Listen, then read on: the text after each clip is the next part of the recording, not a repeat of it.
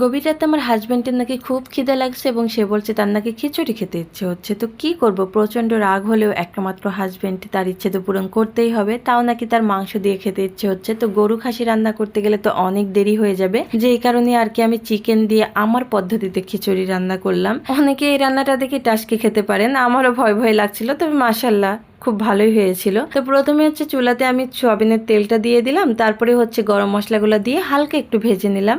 তারপরে হচ্ছে এখানে আমি পেঁয়াজ, রসুন এবং কাঁচামরিচটা দিয়ে দিলাম। আর পেঁয়াজটা সবসময় কিন্তু আমি একটু মোটা করে কাটার চেষ্টা করি, এটা আমারও ভীষণ ভালো লাগে, আমার হাজবেন্ডও ভীষণ পছন্দ করে এইভাবে গোটা গোটা পেঁয়াজ রসুনটা। এরপরে হচ্ছে এর মধ্যে আমি মাসকালাই এবং মুগ ডালটা দিয়ে দিলাম, সমান সমান করে নিয়েছি। আর যতটুকু চাল নিয়েছি তার 3 ভাগের 1 ভাগ ডাল নিয়েছি। এবার হচ্ছে ডালটাও খুব ভালোভাবে তেলের সঙ্গে পেঁয়াজ, মরিচ, রসুন একসঙ্গে ভেজে নিলাম। মোটামুটি কয়েক মিনিট নাড়াচাড়ার পর যখন একটা কালার চলে আসবে, দেখলেই বুঝতে পারবেন।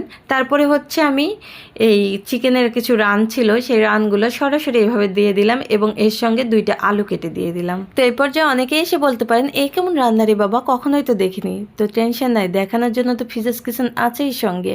তো মাংসটাও মোটামুটি 2-1 মিনিট তেলের সঙ্গে একটু নাড়াচাড়া করে নিয়ে এর মধ্যে চালটা দিয়ে দিলাম। আর চালটা আমি ধুয়ে পানিটা ছাড়িয়ে রেখেছিলাম।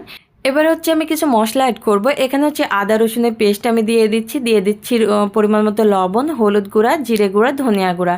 যদি সম্ভব হয় তাহলে ধনিয়া এবং জিরে গুঁড়াটা একটু পরিমাণে বেশি দেওয়ার চেষ্টা করবেন। এবার হচ্ছে সবকিছু নাড়াচাড়া করে একসঙ্গে খুব ভালোভাবে কষিয়ে নিতে হবে।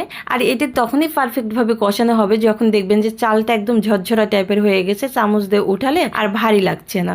তো এই তো মোটামুটি চালটা আমার মাশাল্লাহ খুব ভালোভাবে কষানো হয়ে গেছে। এখন হচ্ছে এর মধ্যে আমি পানি দেব। আর পানিটি একটু যদি সম্ভব হয় তাহলে গরম পানি দেওয়ার চেষ্টা করবেন। আর আমি গরম পানি দিতে পারলাম না, কারণ আমার তো এমনিতেই চোখে ঘুমে কিছু দেখতে পাচ্ছি না, হাতের কাছে যা পাচ্ছি তাই দিয়ে কাজ সারছি। তো পানি দিয়ে দিলাম এখানে।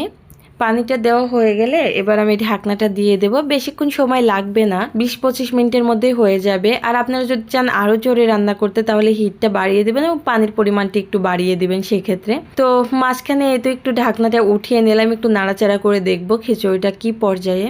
তো এই তো শেষের পর্যায়ে, আর মনে হয় 10-15 মিনিট লাগবে হয়তো, যেহেতু খুবই কম হিটে আমি রান্না করছি।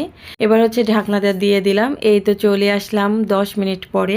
মাশাল্লাহ দেখুন খিচুড়িটা একদম পারফেক্ট হয়েছে।